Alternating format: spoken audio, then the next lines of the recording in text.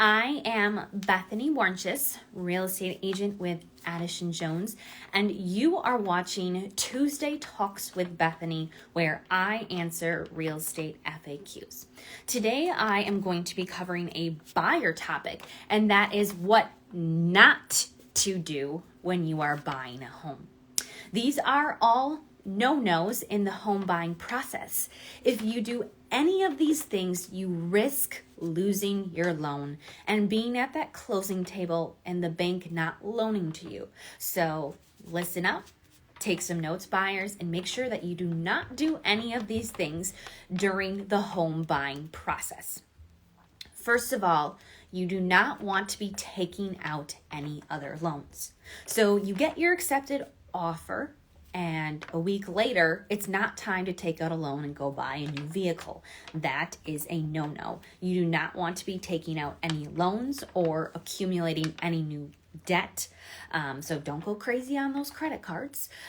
You also do not want to be opening any new lines of credit. So don't be opening 2-3 new credit cards.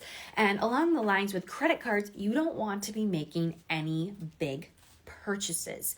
I know when you're buying a home, it gets really, really exciting, and you want to buy your new appliances and your new living room set and order the new carpet.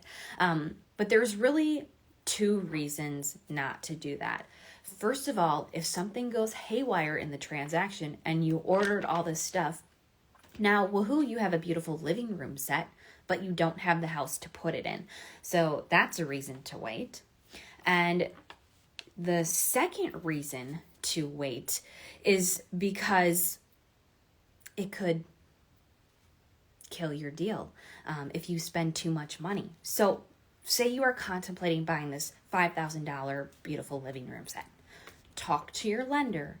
Ask them if it's okay or if it's going to affect your deal.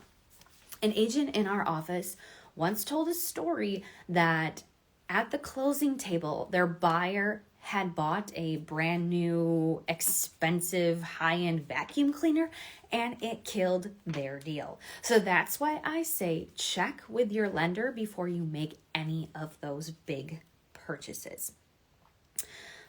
Also, you do not want to be depositing any large chunks of money into your bank account. That mattress money, or if somebody gave you a gift, because lenders can get real weird about it. So if you do have that money, talk to them. If it's going to get deposited, often it's going to need documentation and explanation, but don't just drop it in there and not talk to your lender.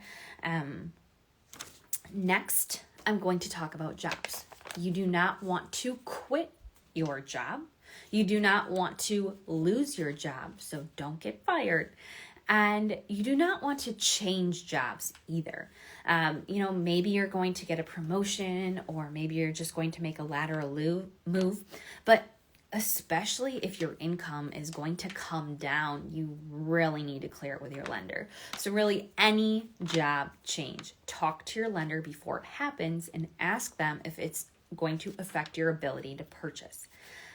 So let's just quickly run through these again one more time to recap. So do not take out any new loans, accumulate new debt, open new lines of credit, make any big purchases, deposit large chunks of money into your bank account, and then don't lose your job, don't quit your job, and don't change jobs.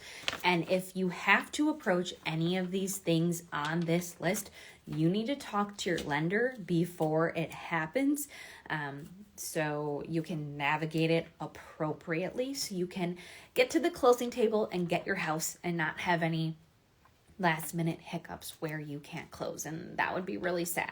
So just don't do any of these things or clear them with your lender before you do them.